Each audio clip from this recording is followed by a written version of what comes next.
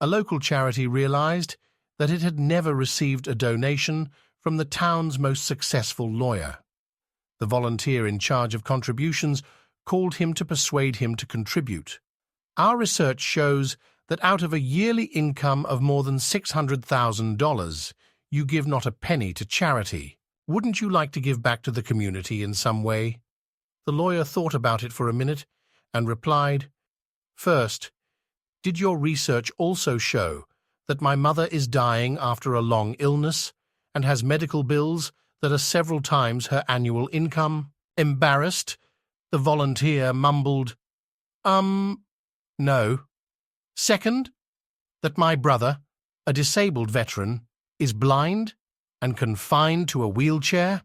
The stricken volunteer began to stammer out an apology, but was cut off. Third, that my sister's husband died in a horrific traffic accident, the lawyer's voice rising in indignation, leaving her penniless with 3 children. The humiliated volunteer, completely beaten, said simply, "I had no idea." On a roll, the lawyer cut him off once again. "And I don't give them any goddamn money, so why should I give any to you?" A lawyer, a priest, and an engineer meet each week for a game of golf. One day, they get stuck behind the slowest group of players they had ever seen. They were hitting the balls all over the place, getting stuck in just about every trap and patch of rough, and missing just about every putt. Finally, the group gets frustrated and heads to the clubhouse to find the manager. "What's with that group of players? They're the worst I've ever seen. They're holding up the course." The manger looks sheepish. "They're retired firefighters. They lost their eyesight running into a burning orphanage to save the children. They love golf, so I let them play for free for charity." The priest looks ashamed of himself. "As a man of God, I feel terrible for getting angry at those men. At my next sermon, I'll see if I can get a collection going for their families." The lawyer likewise looks chagrined. "Same here. I'll check with my firm and see if we can't open a case to get them awarded restitution for their pain and injuries." The engineer says, "Why can't they play at night?" A man wanted to literally die with his dollars, so he trusted a third of his money to a priest, a third to a doctor, and a third to his lawyer to bury him with it when he died. After his death, at the man's funeral, the priest whispered to his dead body and placed a bag in his coffin. The doctor then proceeded to whisper to the body and placed a bag in there as well. Then the lawyer went and dropped off a bag and moved on. As they were carpooling back from the funeral, the lawyer asked what the priest whispered. The priest, with tears in his eyes, said that he had to confess he spent some of the money on an orphanage so that some hungry kids would not starve, and that he feels bad for what he had done, but that he had no choice. The doctor then admits that he too had to let him know that one of his patients needed a surgery that he alone could not do, that he spent some of the money to save the person's life. The lawyer looks at them with scorn and says, "How could you? You have betrayed a man's last and dying request." The doctor and priest look at the lawyer and asks, "So your bag had all the money he entrusted you with?" To which he replies, "Damn right.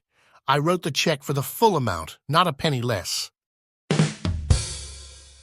3 lawyers and 3 engineers are traveling by train to a conference. The 3 lawyers buy a ticket each while the engineers buy only one. The lawyers laugh at the engineers, crying, "How can 3 people travel by train using only one ticket?" The engineers respond with, "You'll see." They all board the train, and the lawyers take a seat while the engineers cram into the bathroom.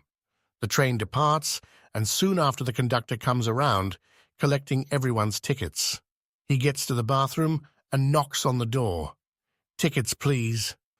The door opens just a bit, and a hand shoots out with the ticket.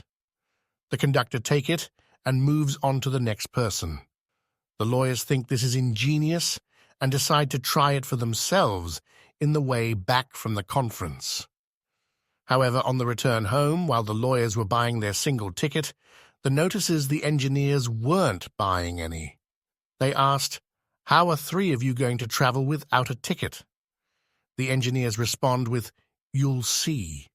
The lawyers cram into the bathroom, and the engineers cram into one nearby. Shortly after the train leaves the station, one of the engineers come out of their bathroom and go over to the lawyers' one. They knock on the door. "Tickets, please." A wealthy lawyer was riding in his limousine when he saw 2 women along the roadside eating grass. A wealthy lawyer was riding in his limousine when he saw 2 women along the roadside eating grass. Disturbed, he ordered his driver to stop, and he got out to investigate. He asked one woman, "Why are you eating grass?"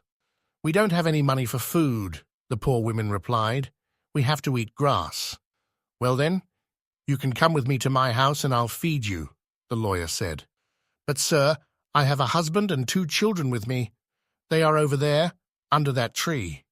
"Bring them along," the lawyer replied. Turning to the other poor women, he stated, "You come with us also." The second woman, in a pitiful voice, then said, "But sir, I also have a husband and 6 children with me." "Bring them all as well," the lawyer answered. They all entered the car, which was no easy task, even for a car as large as the limousine. Once underway, one of the poor fellows turned to the lawyer and said, "Sir, you are too kind. Thank you for taking all of us with you." The lawyer replied, "Glad to do it. You'll really love my place. The grass is almost a foot high." An elementary teacher, middle manager, and lawyer die and go to heaven. St. Peter meets them at the pearly gates and explains that to get in they each have to answer one question correctly. The teacher goes first. St. Peter says, "What was the name of the famous ship that sank after striking an iceberg?" "In 1912, the Titanic." "Right, off you go." The teacher runs through the gates, and the middle manager goes up next. St. Peter asks, "How many people were on board?" "Oh, I know that one. 2,208 on board and 712 survived." "Right, off you go." The middle manager runs through the gates. St. Peter takes a look at the lawyer and goes, "Name them." A lawyer married a woman who had previously divorced 10 husbands on their wedding night. She told her new husband, "Please be gentle, I'm still a virgin." "What?" said the puzzled groom. "How can that be if you've been married 10 times? "Well, husband number 1 was a sales representative. He just kept telling me how great it was going to be. Husband number 2 was in software services. He was never really sure how it was supposed to function, but he said he'd look into it and get back to me. Husband number 3 was from field services. He said everything checked out diagnostically, but he just couldn't get the system up. Husband number 4 was in telemarketing. Even though he knew he had the order, he didn't know when he would be able to deliver. Husband number 5 was an engineer. He understood the basic process, but wanted 3 years to research, implement, and design a new state-of-the-art method. Husband number 6 was from finance and administration. He thought he knew how, but he wasn't sure whether it was his job or not. Husband number 7 was in marketing. Although he had a nice product, he was never sure how to position it. Husband number 8 was a psychologist. All he ever did was talk about it. Husband number 9 was a gynecologist. All he did was look at it. Husband number 10 was a stamp collector. All he ever did was lick the stamps. God, I miss him. But now that I've married you, I'm really excited. Good, said the new husband. But why, you're a lawyer. This time I know I'm gonna get screwed. So a rich lawyer from New York is duck hunting in Michigan, and he hits a duck and it falls in a nearby farmer's field. He walks into the field to retrieve his duck. The farmer walks up and says, "You're on my property, get off." The lawyer replies, "Well, I shot my duck and it landed in your field. If you stop me, I'll take your ass to court and sue you for all you got." To which the farmer say calmly, now you city slicker. In Michigan, we have a solution to settle these small disputes. Oh really, says the lawyer. Yes, it's called the 3-kick rule. I kick you 3 times, and then you kick me 3 times, and whoever gives up first loses, and the winner keeps the duck. Well, that sounds easy. Let's do this. The lawyer asks for a moment, then turns around and takes couple deep breaths, then says, I'm ready, and turns around. As soon as he turned around, the farmer kicked him in the family jewels with his steel-toed boots, and that brought him down to his knees. The next kicks are so painful, he nearly gives up the duck. He slowly stands up, spits on the ground, and says, now it's my turn to kick you, old man. The farmer slowly smiles and says, nah, I give up, you can have the duck.